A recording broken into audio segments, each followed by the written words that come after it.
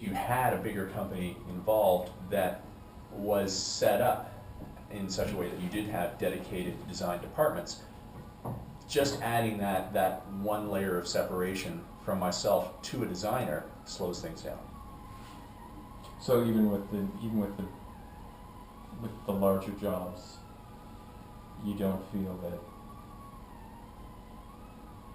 say, like for instance the iRobot job, although you obviously have to bring in more people, more resources and whatnot, there isn't anything that you're lacking as far as that element of finding the solutions to the design issues. It's right. Well, there are specialized people that I use, like using iRobot as an example. I designed all of the action sequences for the movie, for that particular part of the movie, and knew the moments and the beats that I wanted to hit. But I don't have the skills to do something like SolidWorks, is what we use to design the robot's articulation points. So I would say to my guy who was doing my SolidWorks, here's a pencil sketch of what I see the robot looking like. You design an articulation point that fits inside that design housing. So the mechanics of the design, in that case, I was handing off to somebody. Also, because it was such a large show, I was looking after multiple builds at the same time. So basically I would, say, like, here's an elbow, design me an elbow. I'd go off and look after something else and come back and look at the elbow in an hour or two and see where it was going and make sure it was on the right path. right. But not that. In a way, I did have I wouldn't call it a design department, because it was really just one guy trying to translate my ideas into a functioning computer model. Yeah. It's, for me, I think it's still, because everything about our business is speed-based,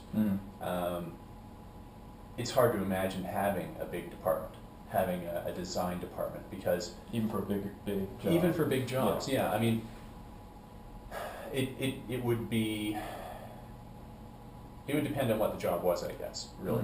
If, there's a certain point when a job gets to a certain point, you have to kind of hand it off and trust the people that you've got in place to look after the aspects of it that you're giving to them. So you're trusting your painter can get across the paint finish that you're after. You're trusting the guy designing the mechanics knows what he's doing. That's why you brought him in. But for the overall design, I still stay very hands-on.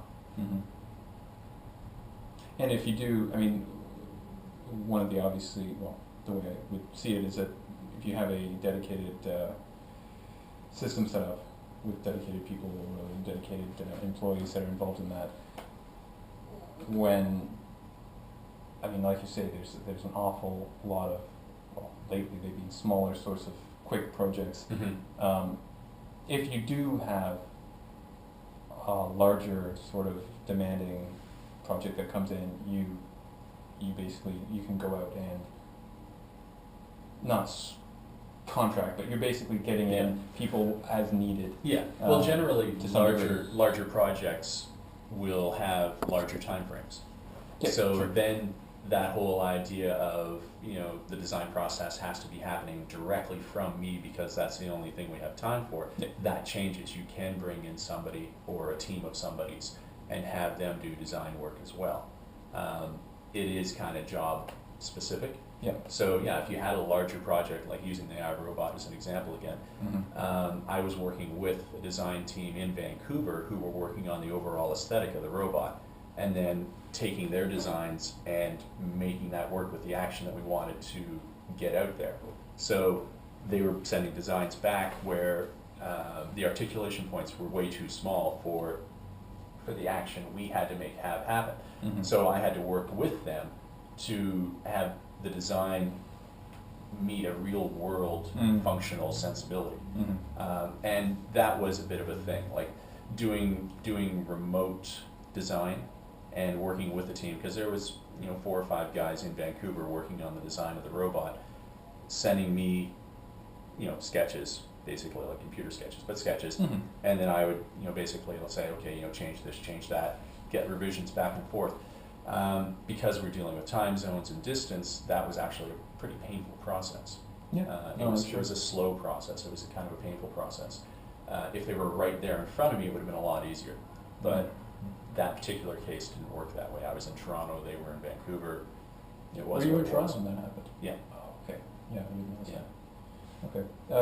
That's good. That covers that. All right. In general, so just give me a rundown of what kind of promotional or marketing techniques